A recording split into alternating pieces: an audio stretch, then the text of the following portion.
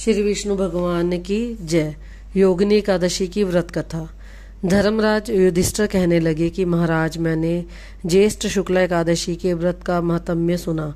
अब कृपा करके आषाढ़ कृष्ण एकादशी की कथा वर्णन कीजिए। इस एकादशी का क्या नाम है तथा क्या महात्म्य है, सो सब कृपा करके वर्णन कीजिए। श्री कृष्ण कहने लगे कि हे राजन, आषाढ़ कृष्ण एकादशी का नाम योगिनी है। इसके व्रत से समस्त पाप नष्ट हो जाते हैं। यह इस लोक में भोग और परलोक में मुक्ति देने वाली है। यह तीनों लोकों में प्रसिद्ध है। मैं तुमसे प्राणों में वर्णन की हुई कथा कहता हूँ, सो तुम ध्यानपूर्वक सुनो। स्वर्गधाम की अलकापुरी नामक एक नगरी में कुबेर नाम का एक राजा था। वह शिव भक्त था और प्रतिदिन शिव की पूजा किया करता था। हेम नाम का एक माली पूजन के लिए उसके यहाँ फूल लाया करता था।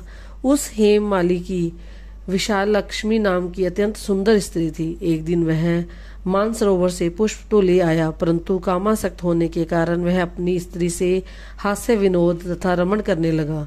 इधर माली दोपहर तक पुष्प लेकर राजा के पास नहीं पहुंचा, उधर राजा उसकी राह देखता रहा।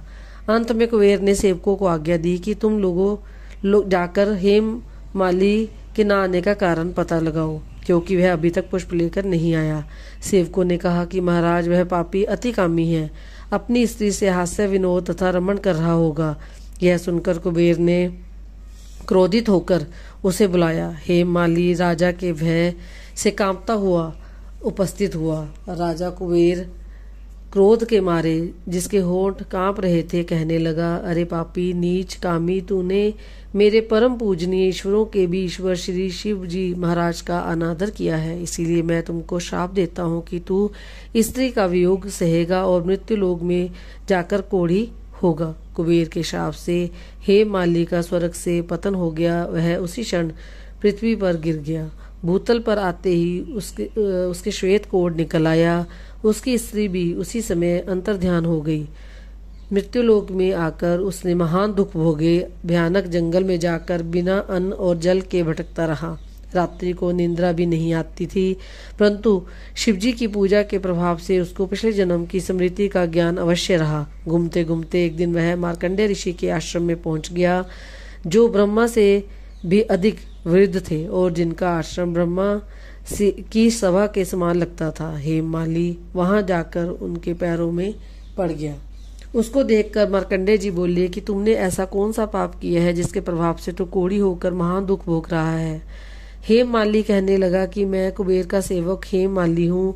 मैं राजा की पूजा के लिए नित्य प्रति पुष्प लाया करता था। एक दिन मुझे अपनी स्त्री के साथ विहार करते देर हो गई और दोपहर तक पुष्प लेकर नहीं पहुंच सका, तो उन्होंने मुझे श्राप दे दिया कि तुझे स्त्री का वियोग होगा और मृत्युलोक में जाकर कोढ़ी बनकर दुख भोगेगा। इस श्राप से मैं कोढ़ी होकर अत्यंत दुख भोग रहा हूँ। अतः आप कोई ऐसा उपाय बताइए जिससे मेरा यह दुख दूर हो जाए। इस पर मार्कंडेय ऋषि बोले कि तूने मेरे सम्मुख चूंकि सत्य वचन कहे हैं, इसलिए मैं तेरे उद्धार के लिए एक व्रत बताता हूँ। यदि तू आषाढ़ मास के कृष्ण पक्ष की योगिनी नाम की एक एकादशी का विधि पूर्वक व्रत करेगा तो तेरे सब पाप नष्ट हो जाएंगे। यह सुनकर हेम माली ने अत्यंत प्रसन्न होकर मुनि को साष्टांग प्रणाम किया। मुनि ने उसको अत्यंत स्नेह के साथ उठाया। हेम माली ने मुनि के कथनानुसार विधि पूर्वक योगिनी एकादशी का व्रत किया।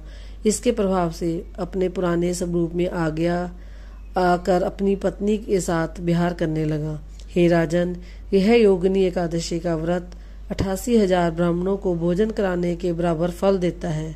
इसके व्रत से संपन्न समस्त पाप दूर हो जाते हैं और अंत में स्वर्ग प्राप्त होता है। बोलो श्री विष्णु भगवान की जय।